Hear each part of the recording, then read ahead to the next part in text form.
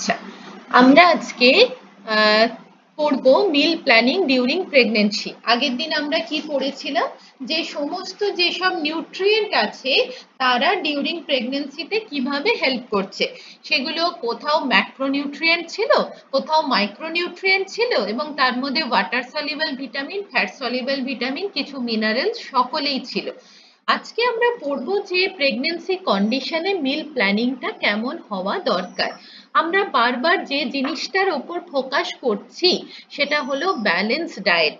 কেন balance diet হওয়া উচিত না, ব্যালেন্স ডায়েট হলে আমরা দেখতে পাই সেটা আমাদের ফুড প্লেটে বা ফুড পিরামিডে যে কালারফুল ফুড থাকে যেগুলো আমাদের সমস্ত ভিটামিন মিনারেলসের চাহিদা পূরণ করে।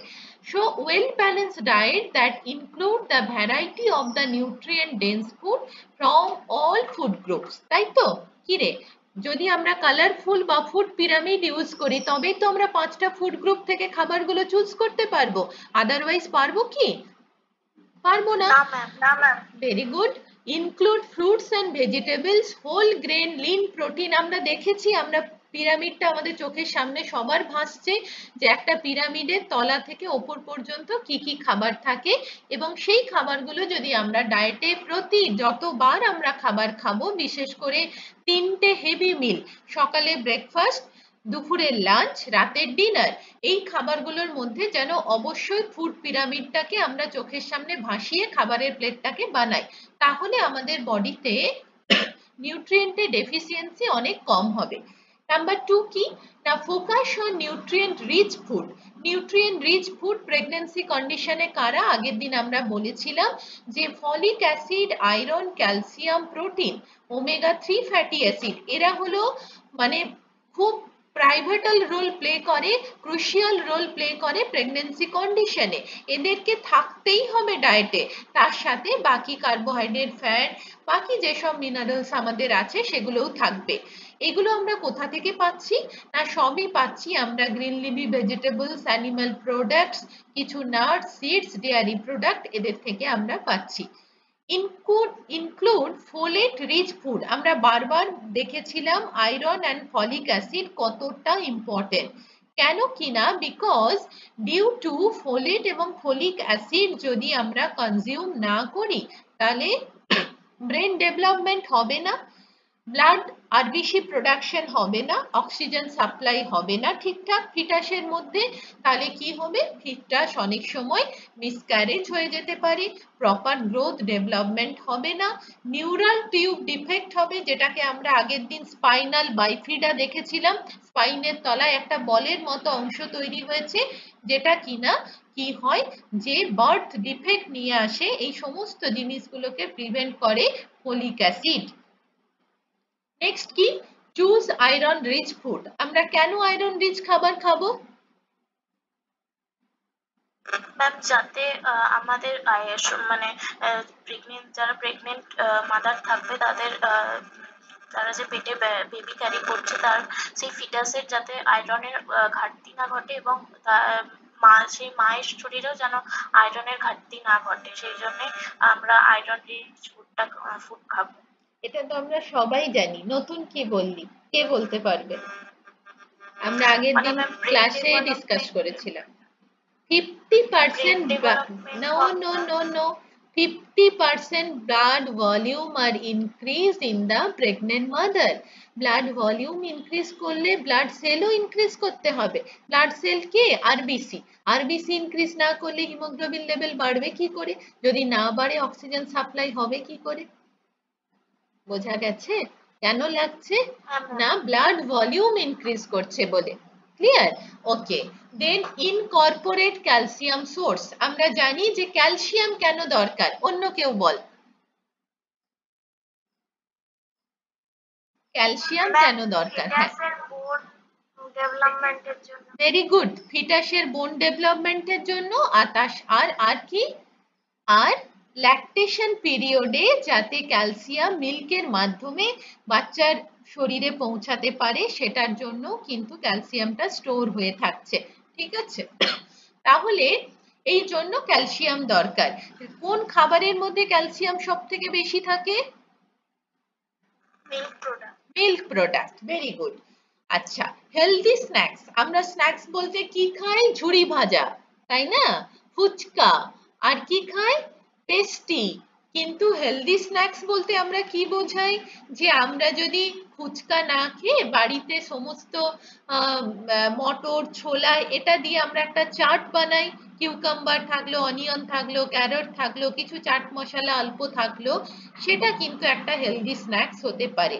সো নিউট্রিশনিস্টরা প্ল্যানিং করবে যে খাবারটা কিভাবে মডিফিকেশন করে আমরা কি করব, মানুষকে দেব, যাতে করে তার মোনোটনিক খাবারের মধ্যে না আসে।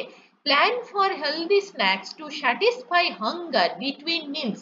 যখন আমাদের প্রচুর খিদে পেয়ে যায়, বিশেষ করে স্ন্যাক্স এর সময় আমরা প্রচুর পকোড়া, চা, চপ এসব খেয়ে ফেলি, তো সেই জায়গাটাকে কিন্তু আমাদের রিকভারি করতে হবে, এই খাবারগুলো খাওয়া যাবে না।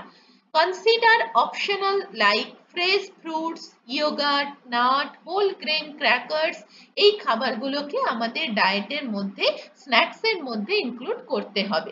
ঠিক আছে, আমরা এক গ্লাস লস্যি খেতে পারি, এক গ্লাস ঘোল বানিয়ে খেতে পারি।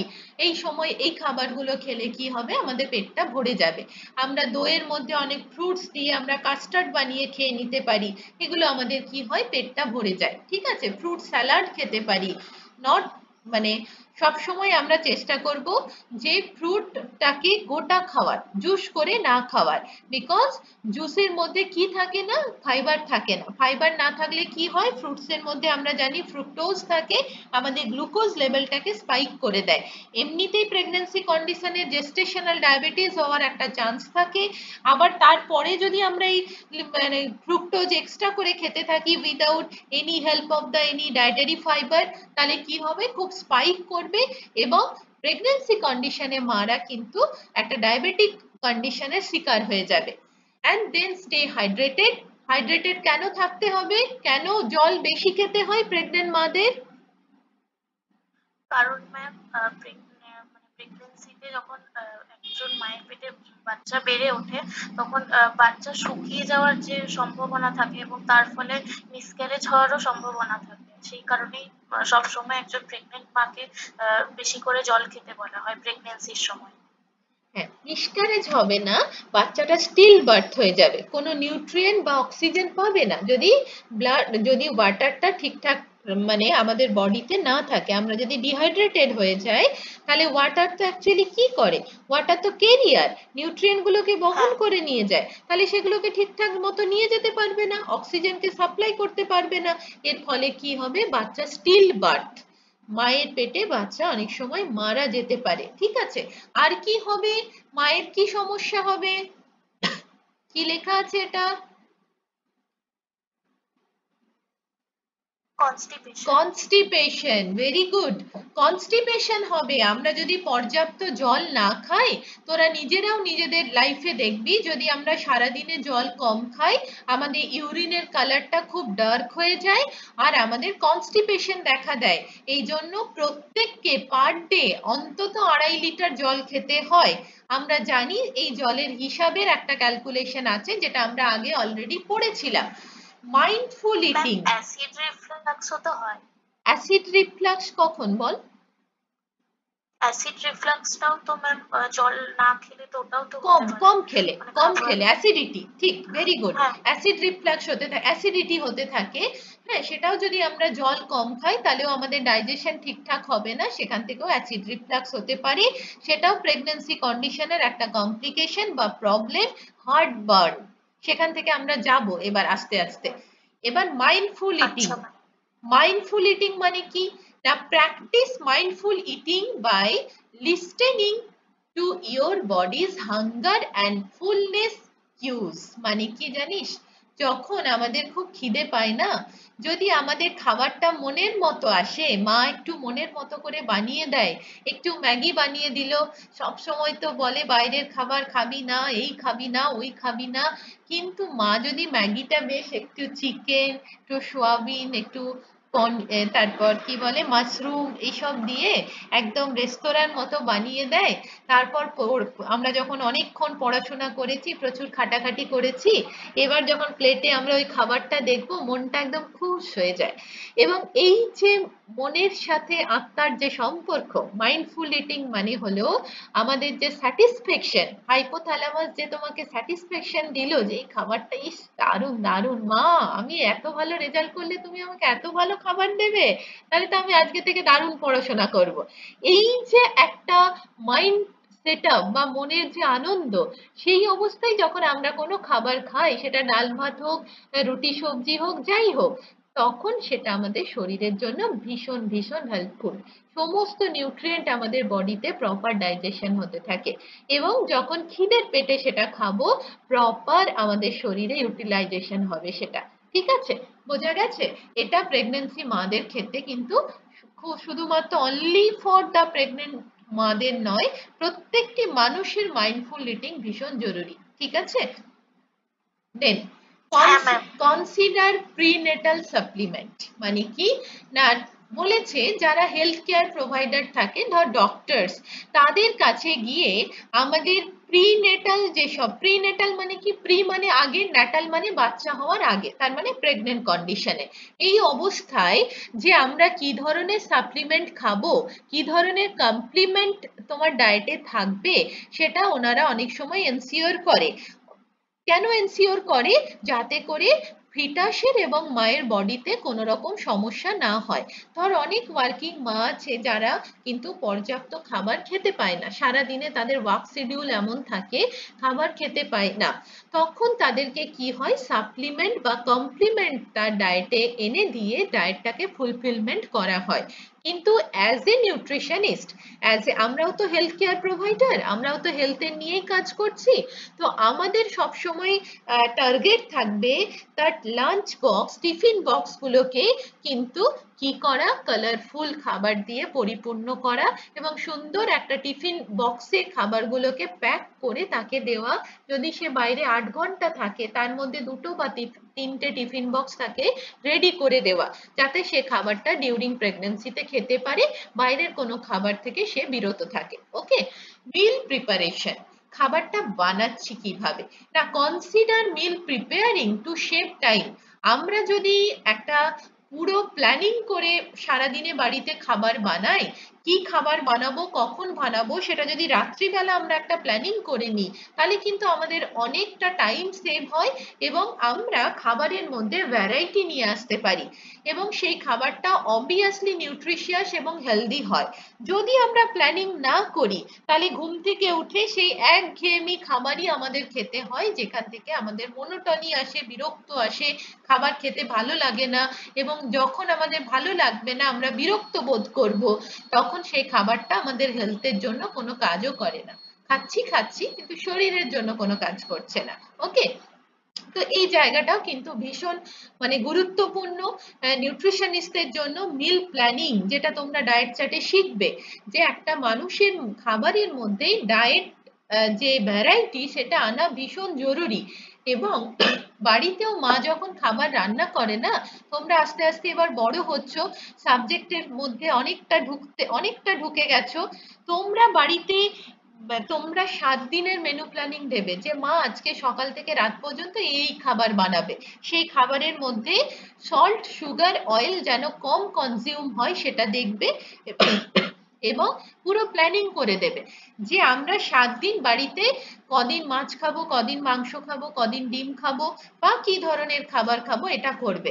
ঠিক আছে, তো এই জায়গাগুলো থেকে আস্তে আস্তে তোমরা কিন্তু প্ল্যানিং করা শিখবে, যে খাবার কিভাবে প্ল্যান্ড ওয়েতে বানালে আমাদের টাইমটা যেমন সাশ্রয় হয়, সেরকম আমরাও হেলদি এবং ওয়েলদি থাকতে পারি, এটাকে আমরা এনসিওর করতে পারি, প্রতিটা ফ্যামিলিতে এনসিওর করতে পারি যে তুমি সুস্থ এবং স্বাভাবিক থাকবে তোমার ডায়েট প্ল্যানটা যদি এরকম হয়। ঠিক আছে, আচ্ছা, বিভিন্ন কোম্পানি আছে যারা কিন্তু এই ধরনের জব দিয়ে থাকে, যে তোকে শুধু কি করে দিতে হবে, একটা প্ল্যানিং করে দিতে হবে একটা ফ্যামিলির জন্য, যে 4 জন মেম্বার তারা সারা সপ্তাহ জুড়ে সকাল থেকে রাত পর্যন্ত কি খাবে।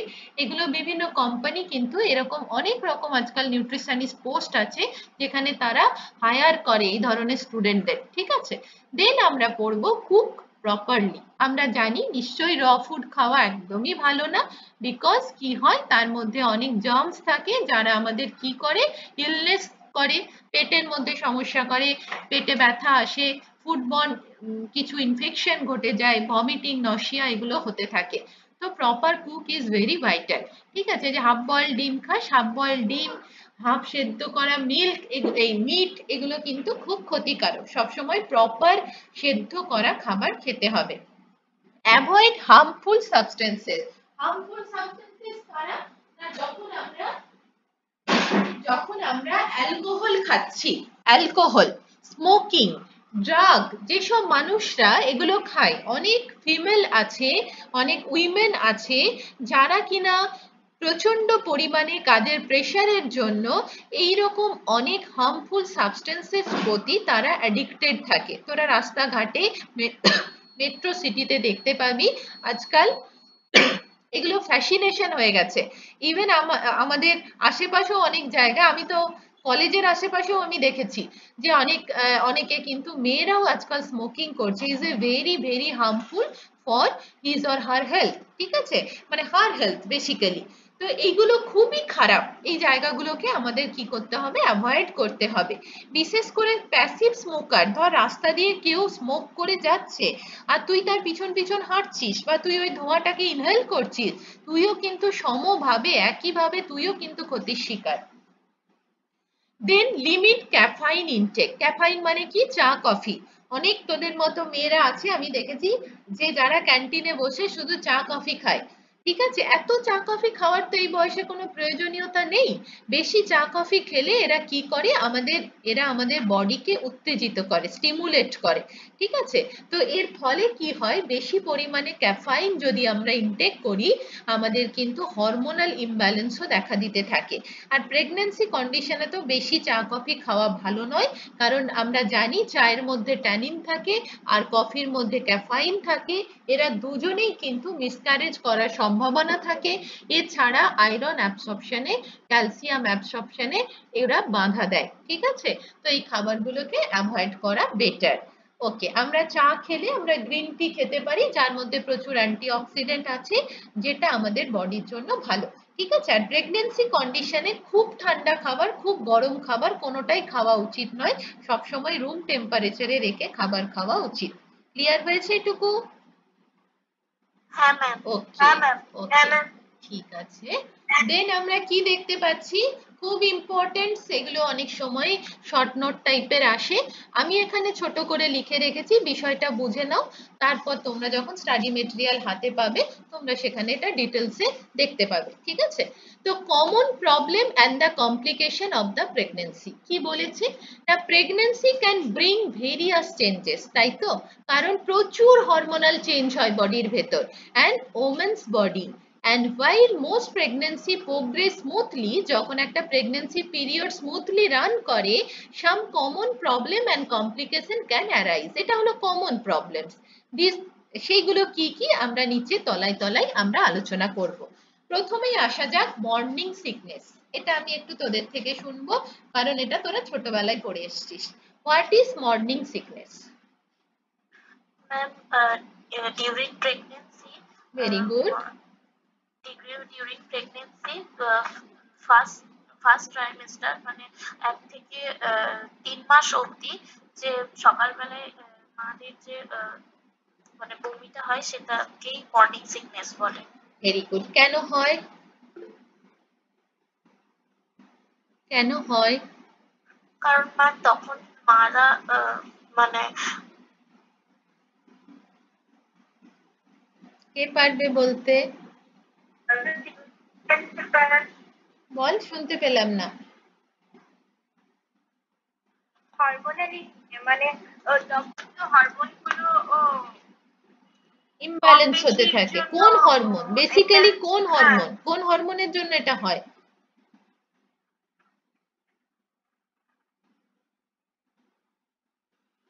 বেসিক্যালি কোন হরমোনের জন্য এটা হয়? পারবো না। পারবি না? কে পারবি? এটা আমি কিন্তু ক্লাসে সেদিন বলেছিলাম পড়াতে পড়াতে। আচ্ছা, HCG human chorionic gonadotrophin hormone, এই হরমোনটা প্রথম 3 মাস আমাদের প্রেগন্যান্সি মাদের বডিতে প্রেজেন্ট থাকে। এরা কি করে, বডিতে কিন্তু একটা টক্সিন সাবস্টেন্স রিলিজ করে, যার ফলে একটা নসিয়া, ভমিটিং এই ধরনের একটা সমস্যা আসতে থাকে প্রথম 3 মাস। 3 মাসের পর HCG হরমোনটা আস্তে আস্তে কিন্তু কি হয়ে যায়, অ্যাবলিশ হয়ে যায়, চলে যায়। ঠিক আছে? তো এই কন্ডিশনটা যখন হয় তখন কিভাবে আমরা ম্যানেজমেন্ট করব?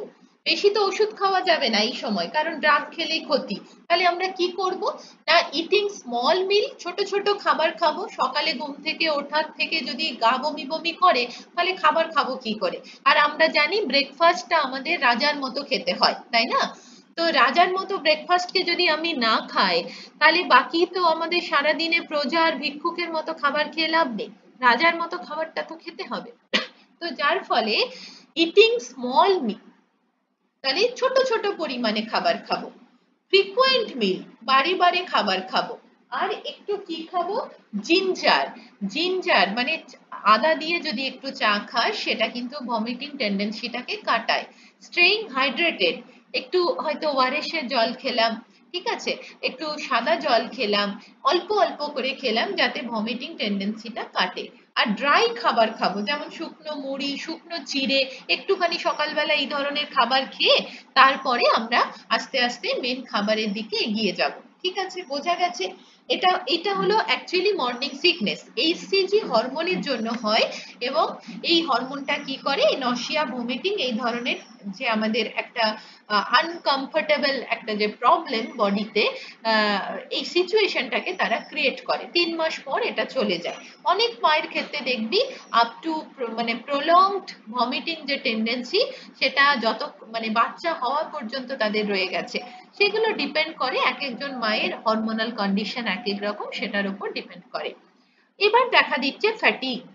ফ্যাটিগ ন্যাচারালি কেন হয় না, ফ্যাটিগ হওয়ার মেন কারণ আয়রন, ফলিক অ্যাসিডের ডেফিসিয়েন্সি। মেনলি যেটা হয় সেটা হলো ফিলিং আনইউজুয়ালি টায়ার্ড, মা খুব টায়ার্ড হয়ে যাচ্ছে, specially in the first and third trimester. প্রথম আর তৃতীয় ট্রাইমেস্টারে এই সমস্যাটা বেশি দেখা দেয়। এর জন্য কি দরকার, কি দরকার না, রেস্ট দরকার, proper nutrition, basically iron, folic acid tablet, and mild exercise, হালকা এক্সারসাইজ। প্রেগন্যান্সি কন্ডিশনে একটু লাইট এক্সারসাইজ করতে বলে, যাতে করে কি হয় যে বাচ্চার এবং মায়ের দুজনেরই ব্লাড সার্কুলেশন থেকে শুরু করে সমস্ত কিছু যেন ঠিকঠাক থাকে, কনস্টিপেশন না হয়, ব্লাড সার্কুলেশনটা ঠিকঠাক থাকে, ব্লাড প্রেশার যাতে বাড়তে না পারে, মানসিক শান্তি যাতে থাকে। একটু যোগা, একটু এগুলো করতে বলে, খুব বেশি না, হালকা। ঠিক আছে? এবার আসছি heartburn or indigestion. Heart বার্নটা হলে কি হয় একটু শুনি আমরা। এই বুক জ্বালা করে। হ্যাঁ, ভেরি গুড। কেন হয় রে? কারণ ম্যাম তখন মানে প্রেগন্যান্সি পিরিয়ডে সেকেন্ড ট্রাইমেস্টারে এই জিনিসটা খুব বেশি দেখা যায়। কারণ তখন আমাদের সব মানে যখন প্রেগনেন্ট মায়ের সব অর্গান গুলো সব মানে উপর দিয়ে ইউটেরাস যেহেতু বাড়তে থাকে, তাহলে আমাদের লোয়ার অ্যাবডোমেনের আমাদের একটা প্রেসার ক্রিয়েট হচ্ছে, আপার অ্যাবডোমেনে ও হচ্ছে। এবার বলো। সেই কারণে অর্গান গুলো উপর দিয়ে উঠে যায়, এবং যখন খাবার খায় তখন সেটা আর হজম হতে যায় না। ঠিক, ভেরি গুড। তো heart burn is a common একটা প্রবলেম ডিউরিং প্রেগন্যান্সি, তাই তো? এটা আমরা সবাই জানি, জানি তো। কখন হয় না, later part of the pregnancy, second ট্রাইমেস্টারের শেষ থেকে থার্ড ট্রাইমেস্টারের শুরু থেকে এই সমস্যাটা খুব বেশি হয়, যখন আমরা দেখতে পাই মায়ের আস্তে আস্তে ভ্রূণটা বৃদ্ধি পাচ্ছে, ফিটাস গ্রোথ করতে শুরু করেছে। Basically in the most cases দেখা যায়, কি দেখা দেয় না, যখন প্রেসার ক্রিয়েট করে, এনলার্জ ইউটেরাসটা এনলার্জ হতে থাকে, তার ফলে ইউটেরাসটা কি করবে, প্রেসার দেবে। কোথায় প্রেসার দেবে? বাইরের প্রেসারটা তোর বডির ভেতরেই দেবে। তাহলে বডির ভেতরে কি করে, আমরা জানি যে ইউটেরাসের ওপরে কি থাকে, স্টমাক, আমাদের মেন খাবারটা প্রথমে স্টমাকে আসে, increase pressure on the stomach, স্টোমাকে প্রেসার ক্রিয়েট করছে। স্টোমাকে প্রেসার ক্রিয়েট করলে কি হবে না, স্টোমাকে যদি প্রেসার ক্রিয়েট করে তাহলে স্টোমাকের যে আমাদের ছিপিটা থাকে, যেটাকে আমরা ইসোফেগাল স্ফিংক্টার বলে থাকি, সেই ছিপিটা আস্তে আস্তে খুলে যাবে। ধর একটা বেলুন, বেলুনের ভেতর যতটা জল রাখার কথা, সেটার যতটা প্রেসার থাকার কথা, তার বেশি যদি আমি প্রেসার দিয়ে দিই, আইদার বেলুনটা ফেটে যায় অথবা কি হয়ে যাবে, বেলুনের মুখটা খুলে যাবে, একদম পাতলা পাতলা খুলে যাবে, ফেটে যাবে, এটা চান্স থাকবে। তবে এখানে তো ফেটে যাওয়ার চান্স নেই, এখানে কি হয়, ছিপিটা খুলে যায়, যাতে করে খাবারটা যখন স্টমাকে আছে সে তো একটা প্রেসার দিচ্ছে, তার সাথে নিচ থেকে ইউট্রাস প্রেসার দিচ্ছে, দুজনের প্রেসারে স্টোমাকের যে ওয়ালটা মানে এই সরি মানে মুখটা, সেই ইসোফেগাস স্ফিংক্টারটা কি হয়, খুলে যায়, যার ফলে খাবারটা মুখ দিয়ে বাইরে বেরিয়ে চলে আসে। রেজাল্ট ওকেশনাল কি হচ্ছে, এই ধরনের যখন সমস্যাগুলো দেখা দিচ্ছে, তখন সেই সমস্যা থেকে রিলিফ পাওয়ার জন্য আমাদের কি করতে হবে, কম খাবার খেতে হবে, বারে বারে খেতে হবে, যাতে স্টোমাকটা ফুল না হয়ে যায়। একবারে অনেকটা খাবার খেয়ে নিলাম সেটা যাতে না হয়, যাতে ইসোফেগাস স্ফিংক্টারটা খুলে যেতে না পারে, খুলে গেলে কিন্তু কি হবে, অ্যাসিড রিফ্লাক্স হবে, অ্যাসিড রিফ্লাক্স হলে গলা বুক জ্বালা জ্বালা করবে এবং এটা একটা আনকমফোর্টেবল সিচুয়েশন তৈরি হতে থাকে। ক্লিয়ার হয়েছে? হ্যাঁ ম্যাম। আচ্ছা, এই জন্য সিটিং আপরাইট আফটার মিলস বলেছে, আমরা যখন খাবার খাই, খাবার খাওয়ার পর সোজা হয়ে অন্তত তোকে আধা থেকে মানে 1 থেকে 2 ঘন্টা সোজা হয়ে বসে থাকতে হবে, বিশেষ করে প্রেগনেন্ট মাদের, যাতে করে খাবারটা প্রপার ডাইজেশন হতে পারে, সে জায়গাটা যাতে পায়। তুই খেয়ে নিয়ে যদি আবার বিছানায় শুয়ে পড়িস তাহলে কিন্তু হবে না, খেয়ে নিয়ে একটু সিটিং আপরাইট মানে সোজা হয়ে স্ট্যান্ড বাই ওয়েতে চেয়ারে বসে থাকতে হবে, যাতে আমাদের অ্যাবডোমেনটা ইরেক্ট থাকে, সোজা থাকে এবং ডাইজেশনটা প্রপার হতে থাকে। ঠিক আছে, অ্যাটলিস্ট ঘুমোতে যাওয়ার 3 ঘন্টা আগে খাবারটা খেতে হবে, যাতে করে প্রপার ডাইজেশন হয়। ক্লিয়ার হয়েছে এটুকু? হ্যাঁ ম্যাম। বেশ, এবার আসছি কনস্টিপেশন। হ্যাঁ, এটা কে বলবি, একটু শুনি তোদের থেকে, কনস্টিপেশন হলে কি হবে বা কেন হয়?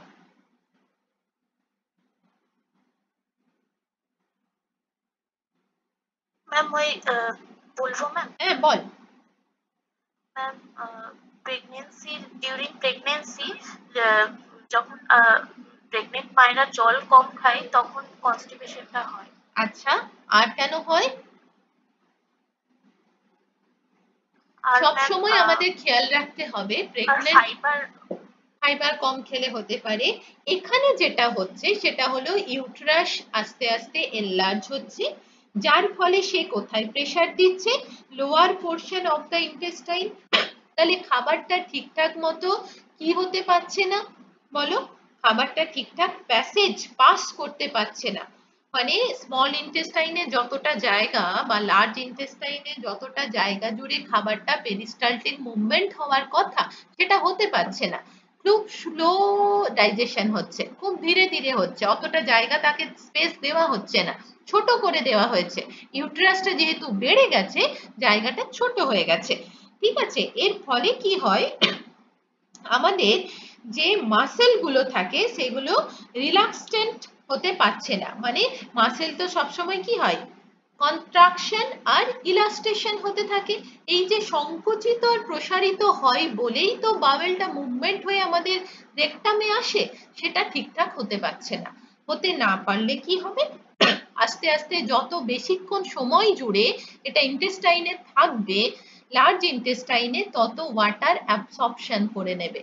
ঠিক আছে, যত ওয়াটার অ্যাবসর্পশন করবে তাহলে সেই জায়গার যে প্যাসেজের যে একটা স্মুথনেস, সেই জায়গাটা থাকবে না, এর ফলে পটিটা আস্তে আস্তে মানে কি হয়ে যায়, খুব হার্ড হয়ে যায়, এর ফলে কনস্টিপেশন দেখা দেয়। এই জন্য লাইট একটু এক্সারসাইজ করাটা জরুরি, যে আমাদের প্রপার ডাইজেশন হওয়ার জন্য। এটা থেকে রিলিফ পাওয়ার জন্য মানুষ কি করে, increasing fibre intake, drinking plenty of water and staying active, তার সাথে আর কি খায়, অনেক সময় প্রেগন্যান্ট মারা ল্যাক্সেটিভ ইউজ করে, যাদের কনস্টিপেশন খুব বেশি থাকে না, পটি একদম হচ্ছে না, তখন তারা ল্যাক্সেটিভ ইউজ করে। কিন্তু এই কন্ডিশনে ল্যাক্সেটিভ শুড বি অ্যাভয়েডেড। এই কন্ডিশনে ল্যাক্সেটিভ ইউজ করা একদম ভালো না। অনেকের ক্ষেত্রে না পুশ করে দেওয়া হয়, রেকটাম দিয়ে পুশ করে দেওয়া হয় ল্যাক্সেটিভ, যাতে সেই জায়গাটা পিচ্ছিল হয়ে যায় এবং পটিটা বেরিয়ে আসে। কিন্তু প্রেগন্যান্সি কন্ডিশনে এটা একেবারে অ্যাভয়েড করা উচিত। টোটালটাই তোমাকে ডায়েটারি ইনটেকের ওপর, আমরা কি খাচ্ছি সেই খাবারটার ওপর তোমাকে কন্ট্রোল করতে হবে।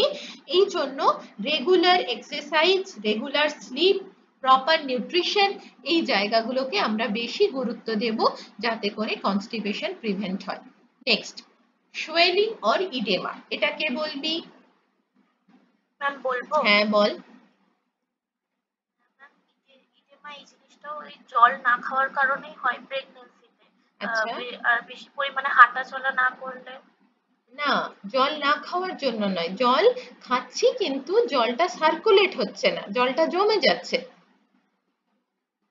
জল কম খেলে হয় না, এটা জল আমরা তো বেশি খাই প্রেগন্যান্সি কন্ডিশনে, নর্মাল কন্ডিশন থেকে, কিন্তু যেহেতু ইউটেরাস চাপ দিচ্ছে, জলটা সার্কুলেট হচ্ছে না, জলটা লোয়ার লিম্পে, লোয়ার পোর্শনে, যেমন পা, হাত, হাতের চাটু, পায়ের চাটু, এই জায়গাগুলোতে জলটা জমে যাচ্ছে। ঠিক আছে, এইটা হচ্ছে। তো swelling of the anklet, feet, hand due to fluid retention, কারণ ফ্লুইডটা আবার ফিরে যেতে পারছে না। কখন হয়? এটাও হয় থার্ড ট্রাইমেস্টারে। ঠিক আছে, ম্যাক্সিমাম ক্ষেত্রে দেখা যায় যখন সোয়েলিং হচ্ছে লোয়ার এক্সট্রিমিটিস মানে লোয়ার পার্টে। এর কেন হচ্ছে না, যেহেতু ইউটেরাস প্রেসার দিচ্ছে, enlarging uterus on the vein returning fluid from the legs, যখন ইউটেরাস চাপ দিচ্ছে তখন কি হচ্ছে, ভেনের ওপর কি হচ্ছে, একটা প্রেসার পড়ছে, এবং ভেন কি করছে, প্রেসার দিচ্ছে বলে জলটা নিচের দিকে নেমে চলে আসছে, জলটা ঠিকঠাক মতো আমাদের বডিতে সার্কুলেট হতে পারছে না, এবং নিচের পোর্শন থেকে জলটা ওপরেও আসতে পারছে না। কেন পারছে না? কারণ আমাদের তো প্রপার ডাইজেশনই হচ্ছে না। একটা তো ডাইজেশন ইমব্যালেন্সিটি হচ্ছেই বডিতে, যেহেতু ইউটেরাস অনেকটা জায়গা নিয়ে নিচে পেটের ভেতর, বাকি সমস্ত অর্গানগুলোকে একদম ছোট ছোট বানিয়ে দিয়েছে, তাদের যতটা জায়গা জুড়ে থাকার কথা সে জায়গাটা সে দেয়নি, তাহলে সে তার কাজগুলো ঠিকঠাক করতে পারছে না, করতে না পারলে সবই গন্ডগোল হতে শুরু করবে। এইটা হচ্ছে, ক্লিয়ার হয়েছে? এটা অনেক সময় এই যে সোয়েলিং যখন হয় না, লেগ ক্র্যাম্পস হয়। আমরা আগের দিন বলেছিলাম যে লেগ ক্র্যাম্পসটা কতটা পেনফুল, যাদের হয় তারা জানিস। অনেক সময় রাত্রিবেলা মানুষের ঘুম পর্যন্ত ভেঙে যায় এবং এতটা ব্যথা করে পাটা, যে পুরো এই যে কাপ মাসেলটা দেখতে পাচ্ছি একদম হার্ড হয়ে যায়, ভীষণ শক্ত হয়ে যায়। ঠিক আছে, তো এই কন্ডিশনটাও কিন্তু এই সেম কারণেই দেখা দেয়, সোডিয়াম পটাশিয়াম ইমব্যালেন্সিটির জন্য। ঠিক আছে, কি হয় না বলো? ম্যাম ওই লেগ ক্রাম্পসটা কি শিরায় টান টান পড়ার টান, ব্যাপার? হ্যাঁ একদমই তাই, শিরায় টান পড়ে, অ্যাকচুয়ালি ভেনে টান পড়ে। তাহলে ভেনে কেন টান পড়ছে? ভেনে টান পড়ার কারণ, মেন কারণ কি, ইলেকট্রোলাইট ইমব্যালেন্স, তাই না, যার ফলে এটা হচ্ছে। আচ্ছা, তাহলে আমরা দেখতে পাচ্ছি যখন লেগ ক্র্যাম্পস হচ্ছে, লেগ ক্র্যাম্পস এর মেন কাজ হলো সার্কুলেশনটা বডিতে চেঞ্জ হয়ে যাচ্ছে। কখন চেঞ্জ হচ্ছে? স্পেশালি অ্যাট নাইট, তাই এটাকে নকটার্নাল ডিজিজ বলে, অ্যান্ড অনলি ফর রাত্রিবেলা হয়, যখন আমরা ঘুমোই, যখন বডিতে অ্যাক্টিভিটি কিছু থাকে না, সেই সময় কি হয়, আমাদের বডিতে কি হয়, যে সার্কুলেশনের একটা চেঞ্জ ঘটে, কারণ নিচের থেকে ওপরে, ওপর থেকে নিচে চলে আসে। আমরা গ্র্যাভিটির জন্য জানি সব জিনিস ওপর থেকে নিচে চলে আসে, নিচ থেকে ওপর যে উঠবে, এটার জন্য কি দরকার, এটার জন্য তো একটা প্রেসার দরকার। এই প্রেসারটা তখন এনলার্জমেন্ট অফ ইউটেরাস হওয়ার ফলে এটা ঠিকঠাক মতো হতে পারে না, যার ফলে কিন্তু লেগ ক্র্যাম্পস দেখা দেয় এবং ভ্যারিকোস ভেনও দেখা দেয়। আমি ছবিটা দেখাচ্ছি তাহলে বুঝতে পারবি। এইখানে না তোদের অনেকের বডিতে দেখবি, অনেক সময় আমরা দেখতে পাই আমাদের বডিতে কালো কালো স্পট হয়ে যায়, ভেনগুলো এরকম কালো কালো স্পট হয়ে যায় এবং খুব ব্যথা করে সেই জায়গাগুলো টিপলে। ঠিক আছে, এই জায়গাগুলোকে বলে এনলার্জ ভেন, মানে ভেনগুলোতে যেহেতু ব্লাড সার্কুলেশন ঠিকঠাক হচ্ছে না, ভেনের যে ব্যাসার্ধটা, ভেনের যে পরিধিটা সেটা বড় হয়ে যাচ্ছে এবং বেশি করে ব্লাড যাচ্ছে সেই জায়গা দিয়ে, এটা খুব খারাপ লক্ষণ। এবং তখন কি হয়, এই ভ্যারিকোজ ভেনের সৃষ্টি হয়। ঠিক আছে, বেশি ব্লাড যাচ্ছে, অর্গানে বেশি ব্লাড যাওয়া দরকার, নাহলে অর্গানগুলো অক্সিজেন ঠিকঠাক মতো পাচ্ছে না। ঠিক আছে, তখন এই রকম ব্লাড ভেসেল গুলো এরকম রেডিশ রেডিশ কালারের মোটা মোটা বাইরে বেরিয়ে চলে আসে, মানে দেখা যায় প্রমিনেন্ট। ঠিক আছে, এই কন্ডিশনটা দেখা দেয়। আর ব্যাক পেন তো হয়, আমরা জানি গ্রোয়িং ইউটেরাস এবং ওয়েট গেইন যেহেতু ফিটাসের করছে, কোথায় চাপ পড়ছে, পেলভিক গার্ডেনের ওপর, তাহলে ব্যাক পেন তো অটোমেটিক্যালি হবে। এই জন্য এই মাসেল গুলোকে স্ট্রেনথেন দেওয়ার জন্য ক্যালসিয়াম, ফসফরাস, ভিটামিন ডি পর্যাপ্ত খাওয়া দরকার, তার সাথে 20 মিনিট এক্সপোজার হওয়া দরকার সানলাইটে।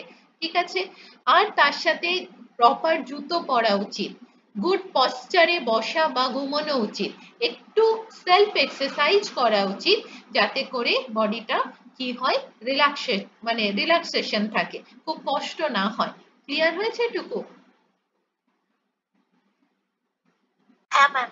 দেখ এই ছবিটা দেখতে পাচ্ছিস, অনেক সময় দ্বারা তোরা দেখতে পারবি, নিজেদের বডিতেও দেখতে পারবি, যখন খুব স্টিনিয়াস এক্সারসাইজ করিস, কাজ করিস, অনেক সময় বিশেষ করে এগুলো দেখা দেয় পায়ের কাপ মাসেলে।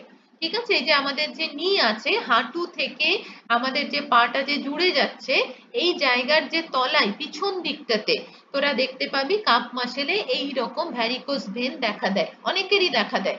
একটু যদি স্নান করার সময় খেয়াল করিস দেখতে পাবি, যারা খুব ফর্সা তাদের হ্যাঁ ভালো ম্যাম। বোঝা যায়।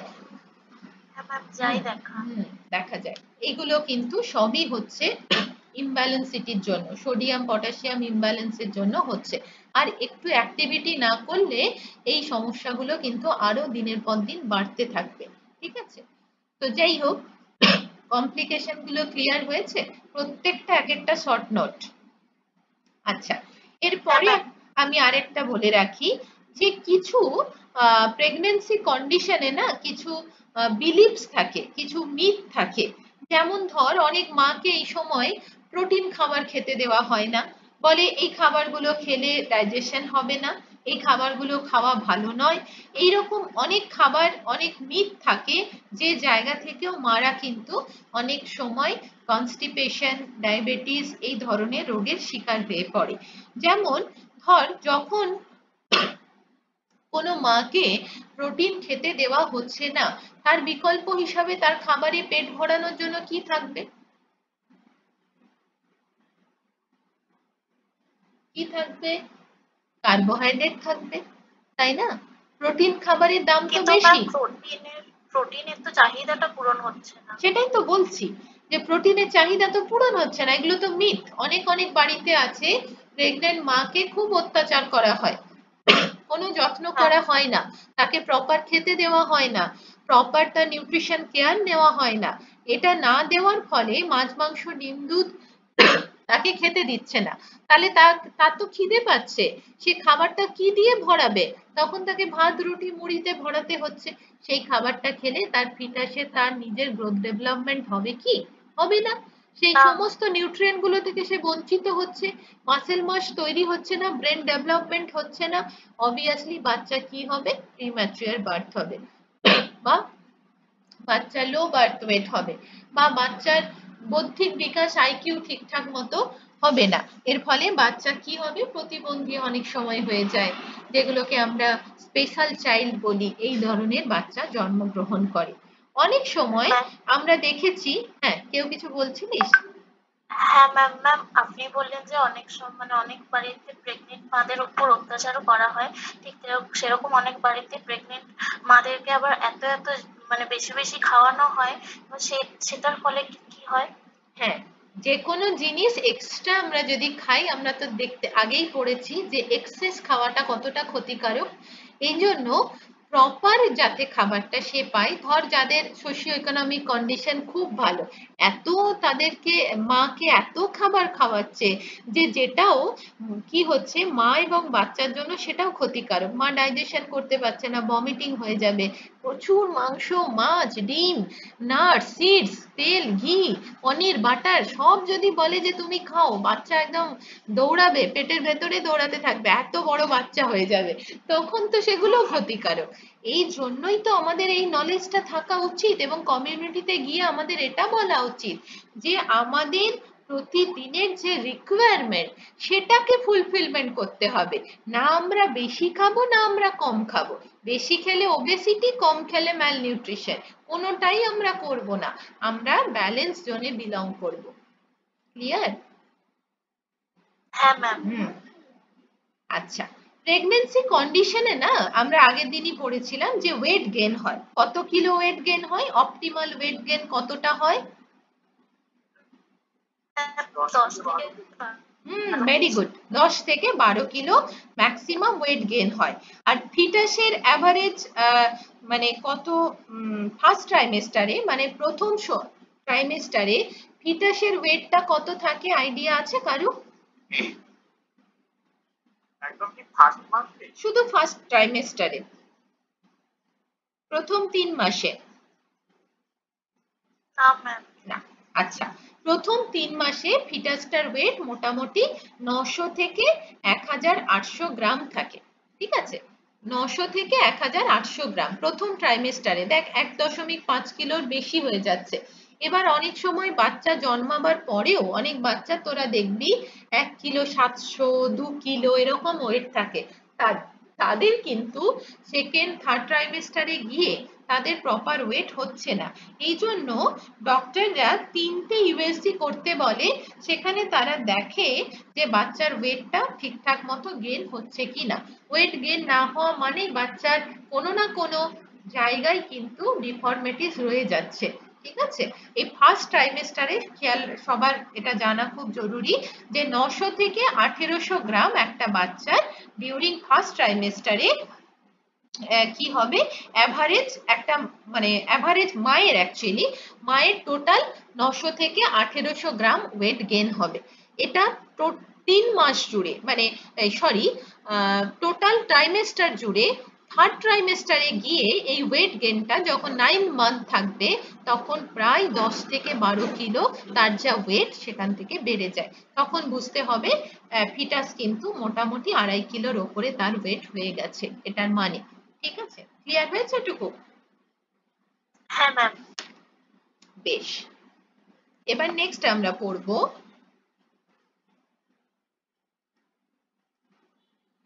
Common complication. আগের গুলো কি পড়লাম? Common problems. What are the difference between problem and complication? Common problem মানে কি, সব মাদেরই এগুলো হয়ে থাকে, ঠিক আছে? সব মাদের, সমস্ত প্রেগন্যান্ট মাদের ওই যা যা আমরা পড়লাম, একটা কি দুটো বা চারটে লক্ষণ কিন্তু দেখা দেয়। এটা হলো কমন কমপ্লিকেশন ডিউরিং প্রেগন্যান্সি।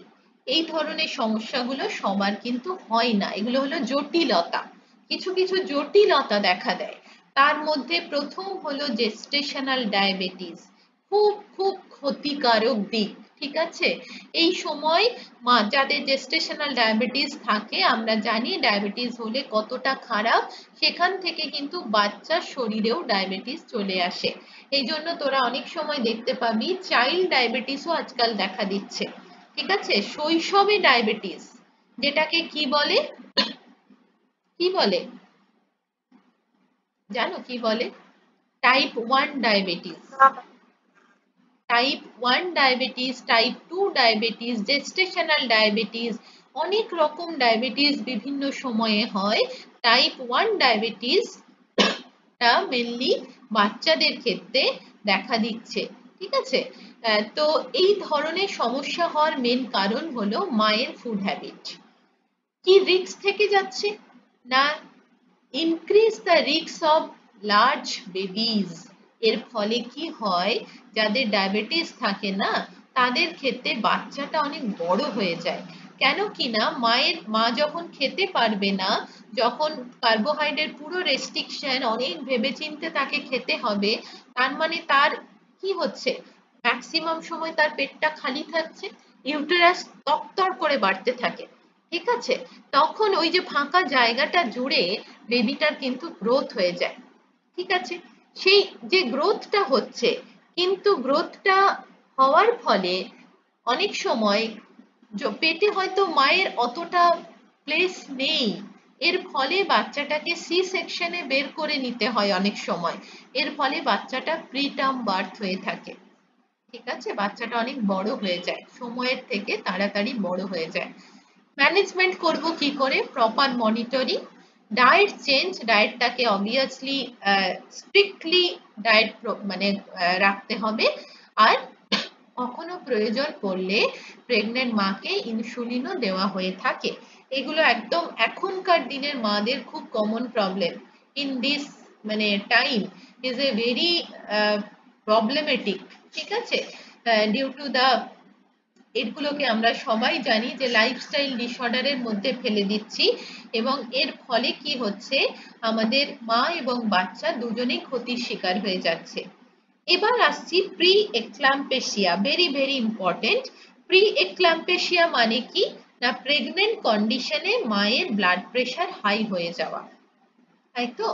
তো আমরা জানি ন্যাচারালি আমরা যে প্রোটিন খাই, সেই প্রোটিনের মধ্যে সোডিয়াম পটাশিয়াম প্রেজেন্ট থাকে, এমনিতেই প্রেগনেন্ট মাদের নর্মাল বডি ওয়েট থেকে +15 গ্রাম বেশি প্রোটিন দেওয়া দরকার, প্রোটিন না খেলে মাসেল মাস গ্রোথ ডেভেলপমেন্ট হবে না, এবং সেই প্রোটিনটা এক্সেস যখন হয়ে যাচ্ছে, প্রোটিন অনেক সময় ইউরিন দিয়ে বেরিয়ে আসছে, এটাকে বলে প্রোটিন ইউরিয়া, সেটাও কিন্তু খারাপ। তাহলে কোন প্রোটিন আমরা বেশি নেব, আমরা প্ল্যান্ট প্রোটিন নিতে পারি যার মধ্যে সোডিয়াম পটাশিয়ামের মাত্রাটা কম আছে rather than the animal product, এই জায়গাটাকে আমাদের খেয়াল রাখতে হবে এবং মানুষকে অ্যাওয়ার করতে হবে। ফার্স্ট ক্লাস প্রোটিন তো অবশ্যই আমরা খাবো, কিন্তু যতটা দরকার ততটা, তার বেশি নয়, বেশি খেলে আমাদের কি হবে, আমাদের বডিতে অনেক টক্সিন বা নাইট্রোজেনাস সাবস্টেন্স তৈরি হবে, যেটা ভ্রূণ মানে ফিটাস এবং মা দুজনের জন্যই ক্ষতিকারক। এর ফলে কি হবে, কিছু কমপ্লিকেশন দেখা দেয় বাচ্চা এবং মায়ের, যেটা আনট্রিটেড, মানে সেগুলোকে কিন্তু ট্রিটমেন্ট করাটা সম্ভব হয়ে ওঠে না, এটা ডায়েটের মাধ্যমে কন্ট্রোল করতে হবে।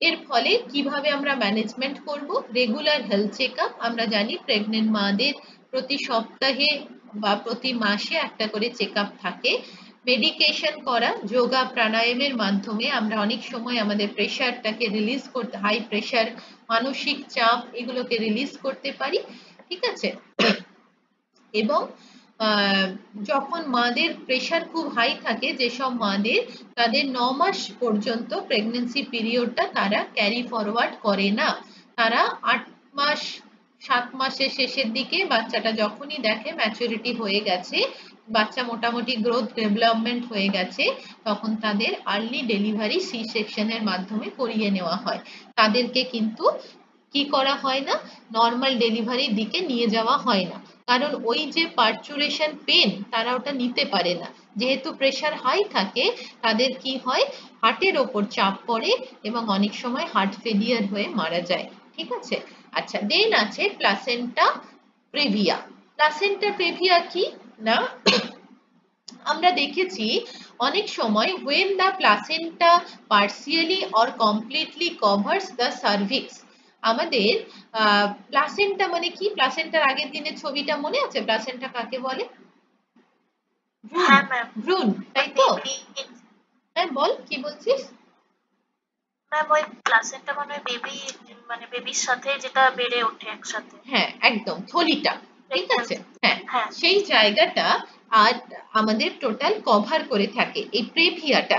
নর্মাল ডেলিভারির ক্ষেত্রে আমরা দেখতে পাই যে সার্ভিক্স দিয়ে আমাদের কি হয়, বাচ্চার মাথাটা আগে বেরিয়ে আসে, পরে বডিটা, আগের দিন ছবিটা আমরা দেখিয়েছিলাম, তো এই জায়গাটাও কিন্তু অনেক সময় প্রেশার যাদের হাই থাকে তাদের ক্ষেত্রে কিন্তু কমপ্লিকেশন দেখা দেয়, তারা নর্মাল পার্চুরেট করতে পারে না, ঠিক আছে, can cause bleeding and may require C section, যেহেতু নর্মাল সেকশনে প্রচুর ব্লিডিং ব্লিডিং হয়, ব্লিডিং হলে কি হবে, তাদের অনেক সময় যারা অ্যানিমিক থাকে বা যেসব মারা প্রেশার যাদের খুব হাই থাকে, জেস্টেশনাল ডায়াবেটিস থাকে, তাদের ক্ষেত্রে এই ধরনের সি সেকশন না হয়ে যদি নর্মাল ডেলিভারি হয়, তাদের কিন্তু অনেক সমস্যা, না তাদের ব্লাডটা ধরবে, ব্লাড ক্লট হবে, না তাদের ইনফেকশন হওয়ার একটা চান্স থেকে থাকে, এই ধরনের সমস্যাগুলো থাকে।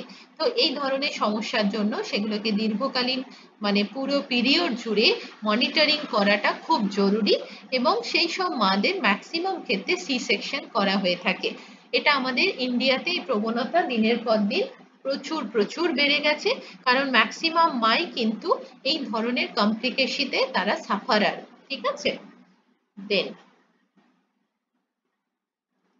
ক্লিয়ার হয়েছে? এটুকু বোঝা গেছে? ম্যাম একটা কোশ্চেন হ্যাঁ ছিল, বল। এই সি সেকশন ডেলিভারি মানে এটা কি, আমি বুঝতে পারছি না। সিজারিয়ান। সি সেকশন মানে হলো সিজারিয়ান, সিজার করে হয় না, বাচ্চা নর্মাল পার্চুরেট করে না। সি সেকশন মানে সময়ের আগে পেট কেটে বাচ্চাকে বের করে দেওয়া হয়, আচ্ছা, এটাকে মানে সিজারিয়ান ওটা বলে। শুধু মানে প্রি টার্ম বার্থের ক্ষেত্রে এটা হয়? না, তার কোনো মানে নেই। অনেক মাই আজকালকার দিনে এই যে পার্চুরেশন করার সময় যে পেনটা হয়, সেই পেনটা তারা টলারেট করতে পারে না। ঠিক আছে, অত কষ্ট কে নেবে, তার থেকে ভাই সি সেকশন করে নাও। সি সেকশনে কি হয়, একটা ইনজেকশন দিয়ে তোমার লোয়ার পোর্শনটাকে পুরো কিছুক্ষণের জন্য অবশ করে দেওয়া হয়, যার ফলে তুমি কোনো ব্যথা যন্ত্রণা বুঝতে পারবে না। তারপর একটা ওই 2 ইঞ্চির মতো জায়গা কাটা হয় তো একদম লোয়ার অ্যাবডোমেনে, সেখান থেকে বাচ্চা এবং টোটাল যে প্লাসেন্টাটাকে তুলে বের করে নেওয়া হয়, তারপর আবার আচ্ছা সেটাকে ম্যাম, স্টিচ করে দেওয়া হয়। নর্মাল ডেলিভারিতেও তাহলে প্লাসেন্টা তো হ্যাঁ, নর্মাল করে ডেলিভারিতে দেওয়া হয়? সার্ভিক্স দিয়ে বেরিয়ে আসে, ওই বাচ্চার মাথাটাকে যখন বের করে। ম্যাম বলো।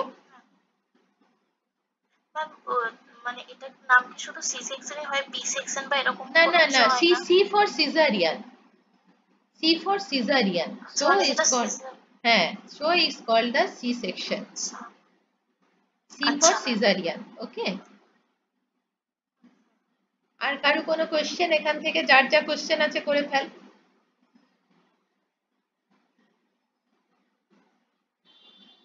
ম্যাম জেস্টেশনাল ডায়াবেটিসটা যেটা হচ্ছে মানে আমার প্রেগন্যান্সিতে মানে মারা বেশি পরিমাণে গ্লুকোজ ইনটেক করে নিচ্ছে।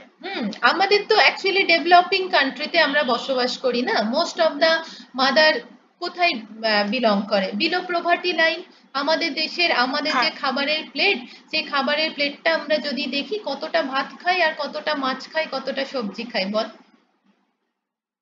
তাহলে ভাত আমরা তো বেশি পরিমাণে থাকে আর মাছ সবজি একটু একটু করে অল্প থাকে। থাকে, কিন্তু উল্টোটা হওয়া উচিত, সেটা হয় না।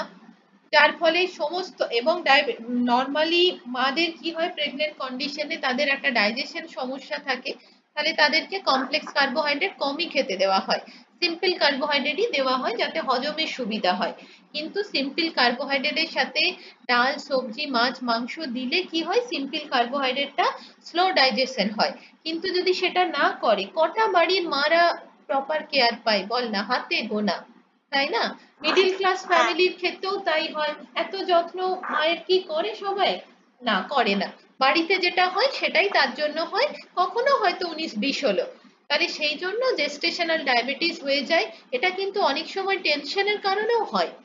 শুধুমাত্র যে আচ্ছা আমরা ব্লাড সুগার মানে আমরা যে সিম্পল সুগার খাচ্ছি সেটা নয়, এর ফলে মানসিক একটা তো মায়ের একটা টেনশন কাজ করে যখন প্রেগনেন্ট হয়, এবং তার সাথে একটা ইকোনমিক্যাল বার্ডেন থাকে। ঠিক আছে, হসপিটালে ডাক্তার দেখানো, সিজার কোথায় হবে তার একটা এক্সট্রা খরচা, বাচ্চা সুস্থ হবে কিনা, এইগুলো হরমোনাল ইমব্যালেন্সের জন্য না অনেক সময় ইনসুলিন কিন্তু কি হতে থাকে, বেশি ক্ষরণ হতে থাকে, বা ইনসুলিন ক্ষরণ হচ্ছে ঠিকঠাক মতো কাজ করছে না, যার ফলেও কিন্তু এই ধরনের সমস্যাগুলো হতে পারে। আচ্ছা ম্যাম, আর ম্যাম প্রেগনেন্সির সময় অনেকে তো মোটাও হয়ে যায় প্রচন্ড। হ্যাঁ, ফ্যাট গেন হতে থাকে, ওয়েট গেন হয় তো 10 থেকে 12 কিলো তো তোর মিনিমাম ওয়েট গেন হওয়া উচিত, নালে প্লাসেন্টার ডেভেলপমেন্ট হচ্ছে না, সেটা তো হচ্ছেই। এবার তারপর তুই হ্যাঁ যেভাবে ফুড হ্যাবিট খাবি, তোর লাইফস্টাইল যেভাবে চলবে সেটার উপর ডিপেন্ড করে। আচ্ছা, মানে সেই সময় মারা, অনেক মা আছে যারা মানে খুব ভালো খেতে পারে, তাদের বমি টমি অত হয় না, হয় না, যে তাদের ওয়েট বেশি তখন। তাড়াতাড়ি গেইন হয়, বাচ্চা ওয়েট গেইন ভালো হয়, বাচ্চার গ্রোথ ভালো হয়। আচ্ছা ম্যাম, ঠিক আছে, বুঝতে পেরেছি। 3.2 কেজি 3.4 কেজি বড় বাচ্চা জন্ম দেয়, তখন কিন্তু হ্যাঁ। সেটাকে সিজারিয়ান কেস ছাড়া নর্মাল ডেলিভারিতে বের করা যায় না। নর্মাল ডেলিভারিতে ওই মোটামুটি 2.5 থেকে 2.7 এইরকম বাচ্চাকেই বের করা সম্ভব হয়। ঠিক আছে, সার্ভিক্স থ্রু দা আচ্ছা। সার্ভিক্স। বেশি বড় বাচ্চা যদি হয়ে যায়, এখনকার দিনে যেসব সাপ্লিমেন্ট ডক্টররা দেয় সেই খাবারগুলো খেলে কিন্তু নর্মালি বাচ্চার গ্রোথ অনেক বেড়ে যায়, তখন কিন্তু সেটাকে নর্মাল ডেলিভারিতে পার্সুরেট করা সম্ভব হয় না। এর ফলে সিজারিয়ান কেসের সংখ্যা এত দিনের দিন বাড়ছে। আচ্ছা ম্যাম, বোঝা বুঝতে গেছে? পেরেছি। বেশ। হুম। আর কোশ্চেন আছে কারো এখান থেকে? থাকলে করে ফেল, নালে আমি পরের স্লাইডে যাচ্ছি। ওকে, দেন আমরা পড়বো প্রিটার্ম লেবার। প্রিটার্ম লেবার মানে কি রে, কে বলতে পারবি? ম্যাম, প্রিটার্ম লেবার মানে ওই যেটা প্রিটার্ম বার্থ, মানে ডেলিভারির ভেরি আগেই গুড, পেইন শুরু হওয়া। ঠিক। প্রিটার্ম বার্থ মানে হলো যে আমরা জানি যে 37 উইক টোটাল জেস্টেশনের টাইম, এর আগে যদি পেনটা উঠে যায়, লেবার পেন ওঠে, সেটাকে প্রিটার্ম লেবার বলে। এর ফলে কি রিস্ক থাকে না, বেবিস বর্ন প্রি ম্যাচুর, মানে প্রিম্যাচুয়ার বেবি বর্ন করে, may have some complication related to the development. আমরা জানি সময়ের আগে যদি বাচ্চা জন্মায় নিশ্চয়ই তার কোনো না কোনো কমপ্লিকেশন থাকবে, আইদার সে তার ইমিউনিটি পাওয়ার কম থাকবে বা আইকিউ ডেভেলপমেন্ট ঠিকঠাক হয়নি, এই সমস্যাগুলো দেখা দেবে।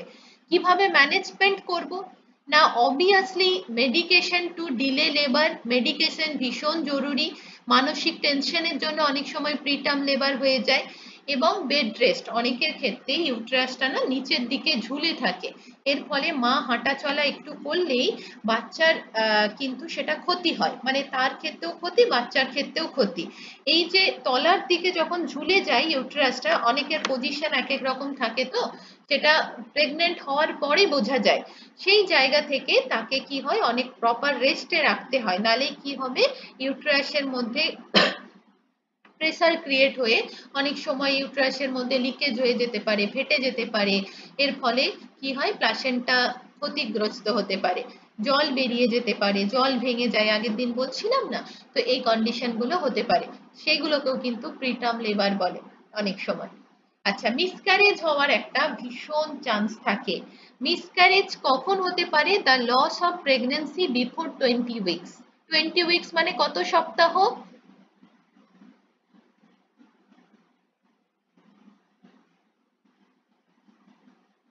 এই সরি, 20 উইকস মানে কত সপ্তাহ জিজ্ঞেস করছি, 20 উইকস মানে কত দিন,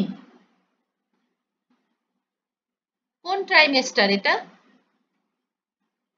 ম্যাম ফার্স্ট। 20 উইকস মানে ফার্স্ট ট্রাইমেস্টার, প্রথম 3 মাস, তাই তো? ঠিক বলছিস? Sorry sorry sorry sorry ma'am. 3 মাস সমান কত দিন ম্যাম, বলো? Second trimester. হ্যাঁ, ভেরি গুড, সেকেন্ড ট্রাইমেস্টার। হ্যাঁ হ্যাঁ, কে কি বলছিস, কে কি বললি? 20 উইকস মানে কত দিন আগে আমি শুনতে চাই। ম্যাম 140। ভেরি গুড, 140 দিন। 140 দিন মানে কোন ট্রাইমেস্টারে আমরা পৌঁছে গেলাম? 90 দিন মানে তো ফার্স্ট ট্রাইমেস্টার, 90 91 দিন থেকে সেকেন্ড ট্রাইমেস্টার, তার মানে সেকেন্ড ট্রাইমেস্টার। এই ট্রাইমেস্টারে আসার পরেও কিন্তু অনেক মায়ের মিসক্যারেজ হয়ে যায়। সেটা কেন হচ্ছে না, often cause the chromosomal abnormalities of the foetus, ফিটাসের ক্রোমোজোমাল অ্যাবনর্মালিটিস এর জন্য মিসক্যারেজ হতে পারে। অনেক মায়ের কিছু হরমোনাল ইমব্যালেন্সের জন্য মিসক্যারেজ হতে পারে। ঠিক আছে, এর জন্য ম্যানেজমেন্ট কি, ইমোশনাল সাপোর্ট, মাকে প্রচুর সাপোর্ট দিতে হয় এই সময়। যে যাদের ক্ষেত্রে একবার মিসক্যারেজ হয়ে গেছে না, তাদের ভীষণ ভয় কাজ করে, এই বুঝি আবার এরকম হয়ে যাবে। আর যত টেনশন করবে, আমাদের এপিনেফ্রিন আর নর এপিনেফ্রিন, যারা আমাদের কি হরমোন বলো, এই দুটো হরমোনকে কি হরমোন বলে আমাদের? স্ট্রেস হরমোন, তাই না? অ্যাংজাইটি, স্ট্রেস এরা বাড়িয়ে দেয়। এই হরমোনগুলো আমাদের কি করে, প্লাসেন্টাকে ক্ষতিগ্রস্ত করে। এই জন্য ইমোশনাল সাপোর্ট দিতে হয় যে আর কিছু হবে না, তখন হয়েছিল তো হয়েছিল, এখন তো তুমি প্রপার কেয়ারে আছো, ডক্টরের ট্রিটমেন্টে আছো, রেস্টে আছো, আর কোনো সমস্যা হবে না। এবং ওই যে টিস্যুগুলো রাপচার হয়ে গেছিল, ওই টিস্যুগুলোকেও বিভিন্ন মেডিকেল ট্রিটমেন্টের মাধ্যমে সেগুলোকে রিকভারি করে দেওয়া হয়, এবং ওই টিস্যুগুলোকে, মাসেলগুলোকে অনেক স্ট্রেনদেন দেওয়া হয় যাতে কোনো মতেই বেবিটা মিসক্যারেজ না হয়ে যেতে পারে। ঠিক আছে? আর একটা হয় এটোপিক প্রেগন্যান্সি, এটা নিয়ে তোরা একটু পেপার বা রিসার্চ পেপার একটু পড়বি, ভীষণ ভীষণ গুরুত্বপূর্ণ একটা বিষয়, এবং এখনকার প্রচুর মেয়েরাই এটোপিক প্রেগন্যান্সির সাফারার হয়ে যাচ্ছে ডিউ টু তাদের এই সেডেন্টারি লাইফস্টাইল, খাও দাও ঘুমাও। ঠিক আছে? এর ফলে কি হচ্ছে, এই প্রেগন্যান্সি দ্যাট ইমপ্ল্যান্টস, যখন ভ্রূণটা প্রথিত হয়, কোথায় প্রথিত হয়? আমরা জানি যে প্রেগন্যান্সি কন্ডিশনে ভ্রূণটা কোথায় পতিত হয়? ইউটেরাসে। এই যে ইউটেরাসে পতিত হচ্ছে, ওটা ইউটেরাসে পতিত না হয়ে কি হয়, যে ওটা কর্ডের মাধ্যমে পতিত হয়ে যায়, ইউটেরাসে আসে না। তার আগেই আমাদের যে লাইনিং দিয়ে, যে ভেন দিয়ে ইউটেরাসে পৌঁছেছে, সেই জায়গাতে না ইমপ্ল্যান্ট হয়ে যায়। ঠিক আছে? আমি ছবি দেখাবো একটু পরে। বল। মানে ম্যাম ওই যেটাই মানে ইউটেরাস মানে যেখান দিয়ে যাচ্ছে টিউব টিউব, হ্যাঁ, টিউবে হয়ে যায় একদম। হ্যাঁ, এর ফলে কি হয়, টিউবটা ফুলে ওঠে। কিন্তু টিউব যদি ফুলে ওঠে, তাহলে কি অ্যাকচুয়াল প্রেগন্যান্সিটা ঠিকঠাক মতো গ্রোথ ডেভেলপমেন্ট হচ্ছে? টিউবটা ফুলে গেলে তো পেটে ব্যথা যন্ত্রণা হবে, কারণ নর্মালি বাচ্চাটা বাড়ার কথা কোথায়? ইউটেরাসে। ইউটেরাসের বাইরে যদি বাচ্চাটার ইমপ্ল্যান্টেশন হয়, বাচ্চাটা কি বৃদ্ধি পাবে? হবে না। তখন কি হবে, ফ্যালোপিয়ান টিউব, যেটা ফ্যালোপিয়ান টিউবটা আস্তে আস্তে ফেটে যায়, রাপচার্ড হয়ে যায়। এর ফলে মায়ের কিন্তু ফ্যাটাল, মানে মা কিন্তু মারা যেতে পারে, খুব সিভিয়ার কন্ডিশন হয়ে যায়। ইউটেরাসে পৌঁছানোর আগেই ফ্যালোপিয়ান টিউবে কি হচ্ছে, বাচ্চাটা এই মানে ইনজেক্ট হয়ে যাচ্ছে, ইমপ্ল্যান্ট হয়ে যাচ্ছে। এখানে তো হওয়ার কথা নয়। তাহলে কি কারণে হচ্ছে না, কিছু আমাদের হরমোনাল প্রবলেমস, বা যে মানে ভাবে আমাদের বডিতে এই সিস্টেমটা কাজ করার কথা, তার বডিতে কোথাও ফিজিওলজিক্যাল কোনো মানে সমস্যা দেখা দিচ্ছে, যার ফলে এই কন্ডিশনটা তৈরি হচ্ছে। ঠিক আছে? তো সেই জায়গাগুলোকেও কিন্তু রিকভারি করা খুব দরকার। এগুলোর রিকভারি করা কোনো ফুড দিয়ে যায় না, মেনলি যেটা সার্জিক্যাল আর মেডিকেল ইন্টারভেনশন দরকার পড়ে টু রিমুভ দ্য প্রেগনেন্সি। অনেক সময় অনেক মায়ের যাদের বারবার এরকম হয় না, তারা আর প্রেগনেন্ট মানে মা হতেই পারে না, তাদের অনেক সময় ফ্যালোপিয়ান টিউবটাই কেটে বাদ দিয়ে ফেলে দিতে হয়। ফ্যালোপিয়ান টিউব কেটে বাদ দিলে আর তো সে মা হতে পারবে না, এরকম কন্ডিশনও কিন্তু দেখা দেয়। এই জন্য প্রত্যেকটা মেয়েকে না per day exercise, food habit, একটু যোগা, একটু এক্সারসাইজ, এগুলো করা খুব দরকার, যাতে করে প্রপার ইউটেরাসের মধ্যে কোনো পিসিওডি, পিসিওএস এই ধরনের চান্সেস কম হয়, এগুলো না হয় যাতে। ঠিক আছে? এই জায়গাগুলোকে মেনটেন করা খুব জরুরি। এখান থেকেও কিন্তু অনেক সময় এই সমস্যাগুলো হতে থাকে। আচ্ছা, দেন আছে অ্যানিমিয়া। আমরা খুব ভালো করে জানি যে অ্যানিমিয়া হলে কি হতে পারে, এটা ভীষণ ইম্পর্টেন্ট। যে অ্যানিমিয়া মেনলি যেটা হয়, low iron level, common, very common during the pregnancy due to increase blood volume. এর ফলে কি হয়, এর ফলে অ্যানিমিয়া হলে কি হয়? অ্যানিমিয়া হলে ম্যাম ব্লাড ভলিউমটা ঠিকঠাক ভাবে ইনক্রিজ হতে পারে না, মানে ব্লাড সার্কুলেশন হয় না ঠিকঠাক ভাবে। আচ্ছা, আর সাথে প্রেগনেন্ট মাদের কি হয়, fatigue, weakness, complication during delivery. ঠিক আছে? এটাকে ম্যানেজমেন্ট করব কি করে, না কিছু আয়রন সাপ্লিমেন্ট ফুড দিয়ে আমরা সেটাকে ম্যানেজমেন্ট করব। Either iron folic acid tablet অনেক সময় ডক্টররা প্রেসক্রাইব করে, সেটাই দেওয়া যায়। ঠিক আছে?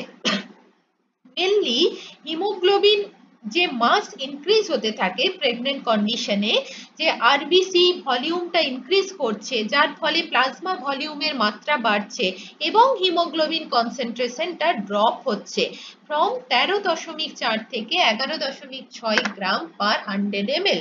ভালো করে বোঝার চেষ্টা কর, যখন ফিজিওলজিক্যাল চেঞ্জ হচ্ছে প্রেগনেন্ট মাদের, তখন কি হচ্ছে যে হিমোগ্লোবিন আমাদের বডিতে মাস ইনক্রিজ হচ্ছে, প্রচুর মাত্রায় বাড়ছে, বাড়ছে তো প্রচুর মাত্রায় বাড়লে কি হচ্ছে, ব্লাড সেল ভলিউমটা বাড়ছে, ব্লাড সেল মানে কি আরবিসি, আরবিসি বাড়ছে মানে প্লাজমা ভলিউম রাইজেস হচ্ছে, এর ফলে হিমোগ্লোবিন কনসেন্ট্রেশন বাড়ছে। কিন্তু যেহেতু প্রেগনেন্ট মাদের আর যদি আয়রন মাত্রাটা ঠিকঠাক না থাকে বা আয়রন ফুড না ইনটেক করে, তাহলে কি হচ্ছে যে আয়রন হিমোগ্লোবিনের কনসেন্ট্রেশনের মাত্রাটা 13.4 থেকে কমে গিয়ে 11.6 হয়ে যাচ্ছে পার 100 ml, যেটা কিনা কি করছে, সিভিয়ার অ্যানিমিয়া এখান থেকে আস্তে আস্তে তৈরি হচ্ছে। সিভিয়ার অ্যানিমিয়া হলে কি হবে না, ম্যাটারনাল এবং ফিটাস দুজনেরই কিন্তু মরবিডিটি এবং মর্টালিটি রেটটা ইনক্রিজ করে যাবে, হায়ার ইনক্রিজ করে যাবে, মা এবং বাচ্চা দুজনেই মারা যাওয়ার চান্স খুব খুব বেশি থাকবে।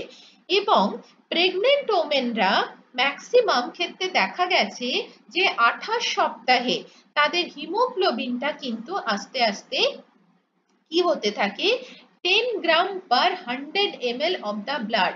28 সপ্তাহ মানে থার্ড ট্রাইমেস্টারে ঢুকে গেছি, সেখানে গিয়ে দেখা যাচ্ছে থার্ড ট্রাইমেস্টারে হিমোগ্লোবিনের মাত্রাটা কমতে থাকে। এজন্য সারা পিরিয়ড জুড়ে আয়রন ফলিক অ্যাসিড ট্যাবলেটটা খেয়ে যেতে হয়। অনেক মায়ের আয়রন খাওয়ার ফলে কনস্টিপেশন হয়, নিজেরাই নিজেদের ডাক্তারি করে ওষুধটি বন্ধ করে দেয়, সেটা একদম করা চলবে না। কারণ কিনা এটার উপর ডিপেন্ড করে আছে তোমার বাচ্চা এবং তুমি নিজে কতটা সুস্থভাবে ডেলিভারি করতে পারবে। ক্লিয়ার হয়েছে এটুকু? হ্যাঁ ম্যাম। আচ্ছা, এবার তার সাথে আরেকটা জিনিস আমাদের জানা খুব দরকার, আগের দিন আমরা ডিসকাশন করছিলাম যে অ্যানিমিয়া শুধুমাত্র তো আয়রন ডেফিসিয়েন্সি অ্যানিমিয়া নয়, অ্যানিমিয়ার সাথে আর কি জড়িয়ে আছে না B12। B12 এর যদি ডেফিসিয়েন্সি হয় তাহলেও নর্মালি প্রেগনেন্ট মাদের B12 ডেফিসিয়েন্সি খুব একটা হয় না, তবুও কিন্তু অনেক সময় যাতে না হয় তার জন্য B12 কন্টেন্ট ফুড তাদেরকে দিতে হবে। আর কি হয় যে extra demand of the folate, আমরা বারবার এই কথাটার উপর জোর দিচ্ছি যে অ্যানিমিয়া খুব খুব ইম্পর্টেন্ট, এটা শর্ট নোট পরীক্ষার সময় পড়ে, ভেরি ইম্পর্টেন্ট, যে এই সময় ফোলেটটা খুব ইনক্রিজ করে due to the increase cellular proliferation, cellular যে পলিফারেশন হচ্ছে, সেল গ্রোথ হচ্ছে, এই জন্য ফোলেট দরকার। আমরা আগের দিন পড়েছি সেল গ্রোথ এবং ডিভিশনে দরকার পড়ে। তো এই যদি আমরা লো ফোলেট খাই তাহলে কি হবে না, আমাদের লো ফোলেট খাওয়ার ফলে অ্যাকচুয়ালি আমরা যখন কোনো খাবার রান্না করে খাই না, ফোলেটটা কি না, ফোলেট আর easily destroy by the cooking, water soluble vitamin, এটা অনেক সময় ফোলেটটা রান্নার ফলে তাপে এবং জলে এটা নষ্ট হয়ে যায়। তাহলে ফোলেট ন্যাচারালি ইনটেক করতে পারি আমরা ফ্রেশ ফ্রুটস অ্যান্ড ভেজিটেবলস থেকে। এবং প্রেগনেন্ট মাদের নর্মালি কি হয়, খুব বেশি মানে আনকুকড ফুড খেতে দেওয়া হয় না, সেখান থেকে তাদের ফোলেটের একটা ডেফিসিয়েন্সি থাকছে, তো সেটার জন্য সাপ্লিমেন্টের উপর ডিপেন্ড হতে হয়। আর একটা জিনিস দেখা দেয় যেটা হলো মেগালোব্লাস্টিক অ্যানিমিয়া। মেগালোব্লাস্টিক অ্যানিমিয়া হলে কি হয়, অনেক সময় নশিয়া, ভমিটিং, অ্যানোরেক্সিয়া এই ধরনের সমস্যা যেহেতু প্রেগনেন্ট মাদের লাগাতার লেগে থাকে, যার ফলেও কিন্তু মেগালোব্লাস্টিক অ্যানিমিয়া হওয়ার একটা চান্স থাকে। তো এই জায়গাগুলোকে রিকভারি করার জন্য আমাদের টোটাল প্রেগন্যান্সি পিরিয়ডে মানে 3টে ট্রাইমেস্টার জুড়ে আয়রন ফলিক অ্যাসিড ভীষণ ভীষণ গুরুত্বপূর্ণ। তোমার ইচ্ছে হলে তুমি সেটা ফুড থেকে ইনটেক করতে পারো, তোমার ইচ্ছে হলে সেটা তুমি আইদার সাপ্লিমেন্ট থেকেও নিতে পারো, ঠিক আছে? দেন আমরা আসছি ইনফেকশন। কোথায় কোথায় ইনফেকশন হয়, বিশেষ করে ইউটিআই। ইউটিআই এর ফুল ফর্ম কি, ইউরিনারি ট্র্যাক্ট ইনফেকশন, ইউটিআই। এই সময় মা যেহেতু ইউটেরাসটা অনেক বড় হয়ে যায় এবং তলার দিকে চাপ দিয়ে নেমে আসতে থাকে, এই জন্য এই সময় আমরা যখন টয়লেটে যাই সেই জায়গাটা অবভিয়াসলি খুব ক্লিন থাকা উচিত এবং আমাদের যে সার্ভিক্সের মুখটা না সবসময় অনেক বড় হয়ে থাকে, যার ফলে কি হয় ব্যাকটেরিয়ারা ইজিলি সেখান দিয়ে প্রবেশ করতে পারে এবং একটা ইনফেকশনের চান্স থাকে। তো এর ফলে কি হচ্ছে প্রিটার্ম লেবার হওয়ার একটা মানে চান্স থেকে যাচ্ছে। এর ফলে কি হয় সেটাকে ম্যানেজমেন্ট করার উপায় হলো অ্যান্টিবায়োটিক্স আর রেগুলার স্ক্রিনিং এর মাধ্যমে সেটাকে কি করা হয় আমাদের কন্ট্রোলে আনা হয়, ম্যানেজমেন্ট করা হয়, যাতে প্রেগনেন্ট মারা যে বাথরুম ইউজ করবে সেই বাথরুমটা যেন প্রপার ক্লিন থাকে, প্রতিদিন যেন সেটাকে ডিটারজেন্ট দিয়ে বা ডেটল দিয়ে কোনো ধোয়া হয়, অ্যান্টিসেপটিক দেওয়া হয়, টয়লেট করার আগে বা পরে অবশ্যই জল দিয়ে বসা উচিত। হ্যাঁ, এই জায়গাগুলোকে খেয়াল রাখতে হবে, যেখানে সেখানে টয়লেট করা চলবে না। আচ্ছা, এবার গেল প্লাসেন্টাল অ্যাব্রাপশন। এটার মানে কি না প্লাসেন্টাটা ডিসরাপ্টেড হয়ে যাচ্ছে, প্লাসেন্টা ধরে রাখতে পারছে না। অনেক মায়ের শুনবি কিছুতেই বাচ্চা তারা ধরে রাখতে পারে না, ঠিক আছে, প্লাসেন্টাটা ডিসচার্জ হয়ে যাচ্ছে, ইউট্রাস থেকে রাপচার্ড হয়ে যাচ্ছে। এই যে অনেক সময় আবার কি হয় যে প্লাসেন্টা অ্যাব্রাপশন মানে যখন প্লাসেন্টাটা ডিটাচ হতে থাকে from the uterus, from the delivery, normal ডেলিভারির ক্ষেত্রে প্লাসেন্টাটাকে টেনে সার্ভিক্স দিয়ে বের করে নেওয়া হয়, আর সিজারিয়ানের ক্ষেত্রে প্লাসেন্টা সমেত বাচ্চাটাকে বের করা হয়। দেখা যায় বাচ্চাটা বেলুনের থলির ভেতরে আছে, ওই বেলুনের থলিটা অ্যাকচুয়ালি প্লাসেন্টা, ঠিক আছে। এই যে প্লাসেন্টাটাকে যখন অ্যাব্রাপশন করা হচ্ছে, উপড়ে ফেলা হচ্ছে মায়ের বডি থেকে, তখন কিন্তু সিভিয়ার ব্লিডিং হয়। সেই ব্লিডিংটা নর্মাল ডেলিভারির ক্ষেত্রে খুব বেশি, সিজারিয়ানের ক্ষেত্রে আর বোঝা যায় না, কারণ সাথে সাথে সেলাই করে দেওয়া হয়, ঠিক আছে। এর ফলে বাচ্চা কিন্তু ল্যাক অফ অক্সিজেন হতে থাকে। এই জন্য মাথাটাকে, যাদের মাথাটা সার্ভিক্সের দিকে নেমে চলে আসে তখনই নর্মাল ডেলিভারি হওয়া সম্ভব। মাথা যদি ওপরের দিকে থাকে তাহলে কিন্তু সম্ভব নয়, ঠিক আছে।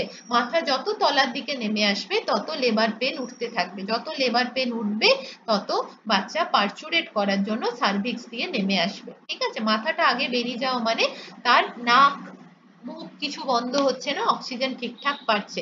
যাদের ক্ষেত্রে মাথাটা আসে না, সাইডে থাকে, মাথাটা ঘুরে থাকে, তাদের ক্ষেত্রে যদি হাত পা গুলোকে আগে বের করে নেওয়া হয় মাথাটা বেরিয়ে আসতে খুব কষ্ট হয়। তখন অনেক সময় কি করতে হয় আমাদের কাঁচি ছুরি লাগাতে হয়, ঠিক আছে। সেই জায়গা ফরসেপের বাচ্চা অনেক সময় বলে দেখবি, তো সেই জায়গা থেকে মাথায় আহত হতে পারে, আঘাত লাগতে পারে, সেই জায়গাগুলো কিন্তু বাচ্চা এবং মায়ের ক্ষেত্রে অনেক সময় ক্ষতিকারক দিক হতে পারে।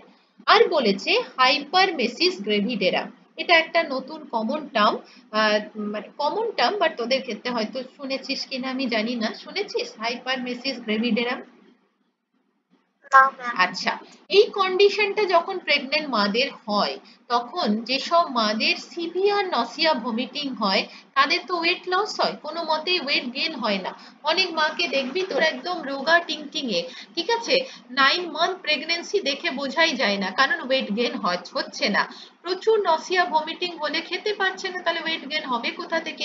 সেখান থেকে ডিহাইড্রেশন হচ্ছে, এবং এর ফলে কি হচ্ছে যে বাচ্চার কিন্তু নিওনেট মানে প্রিটার্ম বার্থ হওয়ার, লো বার্থ ওয়েট বেবি হওয়ার একটা রিস্ক থেকে থাকছে, ঠিক আছে। এইসব মাকে অনেক যত্নে রাখতে হয়, তবে তারা বাচ্চা কি করতে পারে, জন্ম দিতে পারে।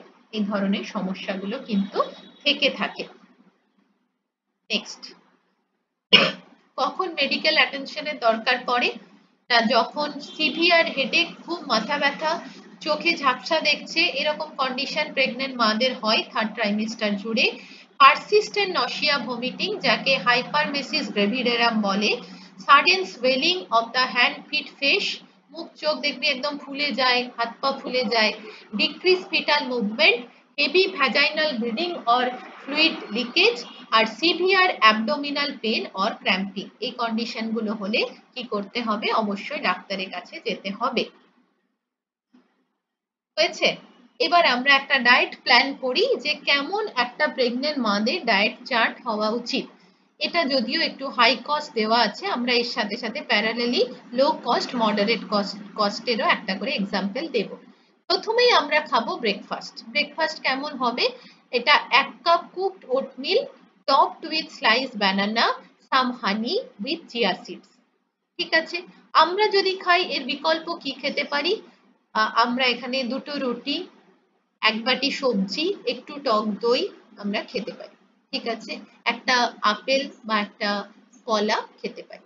আচ্ছা, দেন আমরা আর কি করতে পারি, যে 1 cup low fat or plant based milk fortified with calcium or vitamin D, আমরা যেহেতু মিল্কের সোর্সটা, ক্যালসিয়ামের সোর্সটা খুব দরকার, তাই আমরা মিল্ক এবং মিল্ক প্রোডাক্টটাকে আমরা চেষ্টা করব দুটো বা তিনটে আমরা যে টাইমে খাবার খাই, মেজর ফুড ইনটেক করি, সেই সময় সেগুলোকে ইনকর্পোরেট করার। লাঞ্চে আমরা কি খাবো? নর্মালি এখানে একটু বেশি ভালো ভালো খাবার দেওয়া আছে। আমরা ভাত, একটা স্যালাড, একটা সবজি, একটা মাছ, মাংস, ডিম, দুধ, যে যেটা খায়, পনির খেতে পারে, মাছ খেতে পারে, মাংস খেতে পারে, ডিম খেতে পারে, অল্টারনেটিভ খেতে পারি।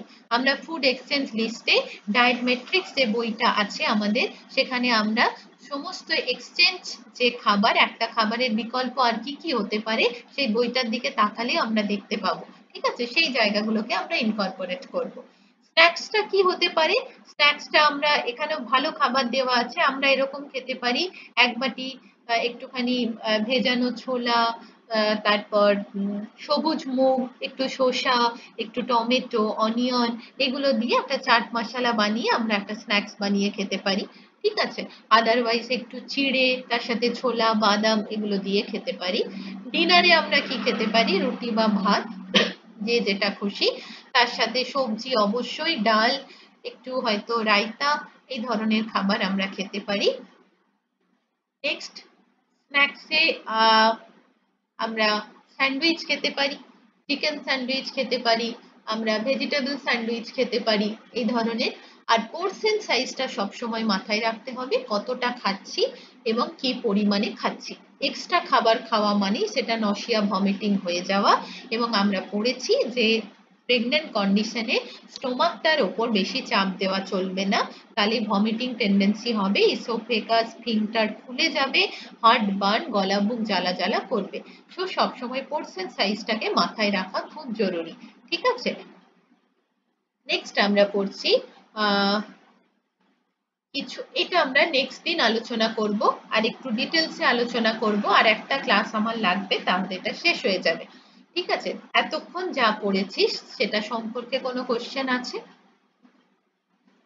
ম্যাম, ওই আম্বিলিকাল কর্ড যেটা থাকে সেটা বাচ্চার অনেক সময় ডেলিভারি হওয়ার সময় বা ডেলিভারি যখন হসপিটালে ভর্তি থাকে তখন অনেক সময় গলার মধ্যে জড়িয়ে যায়। হ্যাঁ, ভেরি ওটা গুড। ম্যাম কেন হয়? হ্যাঁ, আম্বিলিকাল কর্ড যখন মায়ের পেটে থাকে, অনেক সময় যদি কোনো মা ক্ষুধার্ত অবস্থায় থাকে, ঠিক আছে, অনেকক্ষণ ধরে খাচ্ছে না, পেট খালি আছে, বা বাচ্চা প্রপার অক্সিজেন পাচ্ছে না, খুব ছটপট করছে, মা সেটা ফিল করতে পারছে না, এই সময় কি হয়, আম্বিলিকাল কর্ডটা মায়ের মানে পেটের ভেতরে, বাচ্চার গলার ভেতরে জড়িয়ে যায়। এই জায়গাগুলোকে ওই জন্য খেয়াল রাখতে হয় যে বাচ্চা ঠিকঠাক মতো মুভমেন্ট করছে কি করছে না। বাচ্চা যদি বেশি ছটপট করে, কখন করবে? মা অনেকক্ষণ খায়নি, বাচ্চার খুব খিদে পেয়েছে, মা প্রপার অক্সিজেন পাচ্ছে না, বাচ্চা ছটপট করছে, অক্সিজেন পাচ্ছে না, ওই ছটপট করতে করতে আম্বিলিকাল কর্ডটা গলার মধ্যে পেঁচিয়ে যায়। আচ্ছা ম্যাম, আর কারো কোনো বুঝতে কোয়েশ্চেন? পেরেছি।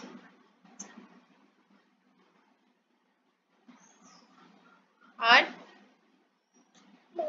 বলো। বলছি ম্যাম, তাহলে যেদিন সিজার করে সেদিন তো সারাদিন কিছু খেতে দেয় না, তাহলে তখন তো বাচ্চাটা ছটফট করবে না, যখন সিজারের সময় টেবিলে নিয়ে যায়, সেটা শুধু বলে আপনি যখন হসপিটালে অ্যাডমিশন নেবেন সেই সময় থেকে মিনিমাম 4-5 ঘন্টা আর খালি পেটে থাকতে হয়। কারণ যখন পেটটা কাটা হয়, লোয়ার অ্যাবডোমেন কাটা হয়, ইউট্রাসটা যখন চাপ দিতে থাকে ওপরের অর্গানে, তখন স্টোমাকের ইসোফেগাস, স্ফিংক্টারটা খুলে গিয়ে মুখ দিয়ে বমি হতে থাকে, সেটা হসপিটালে টেবিল ফেবিল নোংরা হয়ে যেতে থাকে। এই জন্য 4-5 ঘন্টা খালি পেটে থাকতে বলে। ততক্ষণে তো তুমি আর বাড়িতে নেই, তুমি তো হসপিটালে পৌঁছে গেছো, তোমার তো ট্রিটমেন্ট অলরেডি শুরু হয়ে গেছে। ঠিক আছে, তখন আম্বিলিকাল কর্ড গলায় জড়াবে না, বাচ্চা খিদেই ছটপট করবে না, কারণ 3-4 ঘন্টার পরেই তোমার ওটি বা ডেলিভারি হয়ে যায়।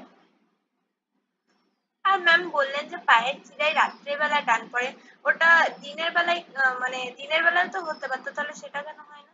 দিনের বেলা হয় না তো, রাত্রিবেলা আমরা যখন ঘুমোই আমাদের ব্লাড সার্কুলেশন ঠিকঠাক মতো হয় না। আমাদের ইউটেরাসটা যেহেতু এত চাপ দিতে থাকে ওপরের দিকে, তাহলে হার্টের মাসেলের ওপর চাপ পড়ে এবং ভেনটা আমাদের যে সার্কুলেশন হয় সেই সার্কুলেশনটা নিচ থেকে ওপরে এবং ওপর থেকে নিচে এই প্রেশারটা ঠিকঠাক মতো আসে না, যেহেতু সমস্ত অর্গানগুলোকে চাপ দিয়ে ইউটেরাস ওপরের দিকে তুলে দিয়েছে। আমরা যদি সোজা হয়ে দাঁড়িয়ে থাকি তাহলে আমাদের ব্লাড সার্কুলেশনটা ঠিকঠাক হবে। আমরা যদি শুয়ে পড়ি লাইং কন্ডিশনে থাকি তখন এটা আমাদের ঠিকঠাক মতো আমাদের সার্কুলেশনটা হয় না, শুধুমাত্র নর্মাল অবস্থাতে হয়, প্রেগনেন্ট কন্ডিশনে হয় না। এই জন্য প্রেগনেন্ট মাকে লেফট সাইডে কাত হয়ে ঘুমোতে বলে। আচ্ছা, মানে পাটা যখন সিধাটাই টান পড়বে তখন উঠে হাঁটাহাঁটি করলে ওটা কিছুটা পারবি হলেও না, কমে যাবে? পারবি না, উঠে হাঁটতে পারবি না, ওটাকে মাসাজ করতে হয়, আস্তে আস্তে মাসাজ করতে করতে করতে করতে ওই ক্র্যাম্পিংটা আস্তে আস্তে কমে, তারপরে তুই হাঁটতে পারবি। আচ্ছা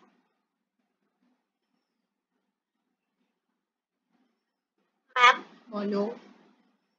ম্যাম ওই 4-5 ঘন্টা যখন খেতে বারণ করে হুম হসপিটালে, তখন ওই সেলাইনটা যে দেয়, হুম। ওই সেটার মাধ্যমে ওই জন্যই কি ছটফট করে না বা খিদে পায় না? হ্যাঁ, সবসময় সেলাইন কি দেয়? সেলাইন তারপরে দেয়, বাচ্চা পার্চুরেট করার পরে দেয়। অনেক মায়ের যাদের নর্মাল ডেলিভারি হওয়ার চান্স থাকে না, তাদের হ্যাঁ। ক্ষেত্রে দেখা দেয়, তাদের ক্ষেত্রে সেলাইন চালাতে হয়, কারণ পেন উঠছে নামছে আচ্ছা। উঠছে নামছে এরকম হতে থাকে। দেখা গেল সকালে হসপিটালে গেছে, রাত্রি পর্যন্ত তার লেবার পেন মানে উঠছে নামছে মানে পার্চুরেট করছে, হচ্ছে না, মানে থাকছে না, পেনটা ধরে রাখতে পারছে না, পেনটা ধরে রাখতে না পারলে তো বাচ্চা বেরিয়ে আসবে না, ঠিক আছে, তখন তাদের ক্ষেত্রে সেলাইন দিতে হয়। কিন্তু 2-3 ঘন্টা 4 ঘন্টা স্টোমাক খালি না রাখলে স্টোমাকে কি হবে, যা খাবার থাকবে মুখ দিয়ে সব বেরিয়ে যাবে, ভমিটিং হয়ে যাবে। এই জন্য 3-4 ঘন্টা শুধু লিকুইড খেতে বলে, কোনো সলিড খাবার খেতে বারণ করে। আমরা জানি সলিড খাবার স্টোমাকের ভেতর মিনিমাম 4-5 ঘন্টা থাকে, ডাইজেশন হয়, তারপর সেটা আমাদের ইন্টেস্টাইনে নেমে আসতে থাকে, তো এই জন্য খালি রাখতে বলে। আচ্ছা ম্যাম। ম্যাম ওই মানে নর্মাল ডেলিভারির ক্ষেত্রে দেখেছি যে ওই পেশেন্টকে বারবার করে হাঁটা চলা করতে বলে অনেকক্ষণ ধরে। হ্যাঁ, যাতে মানে টেনশনটাও রিলিফ হয়, আর যাতে পেনটা তাদের মানে কি হতে থাকে, মানে এই যে পেনটা উঠছে নামছে হাঁটা চলা করলে কি হয়, যেহেতু ব্লাড সার্কুলেশনটা ঠিকঠাক হচ্ছে, তাতে তার একটু মানসিক কি বলবো, মানে ওই যে এক জায়গায় বসে থাকলে তার মনটা ওইদিকেই ডাইভার্টেড করে দেওয়া হয়, অ্যাকচুয়ালি হাঁটা চলা করো, কাজের মধ্যে মানে হাঁটা চলা করে আচ্ছা। অ্যাকচুয়ালি মাইন্ডটাকে ডাইভার্টেড করা হয়। আচ্ছা ম্যাম, বুঝতে পেরেছি। আর বেশ, আমি রেকর্ডিংটা অফ করছি। আর কারো কোনো কোয়েশ্চেন নেই?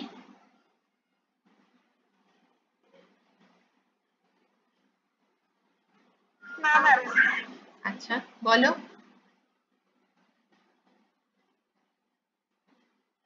আচ্ছা, ঠিক আছে।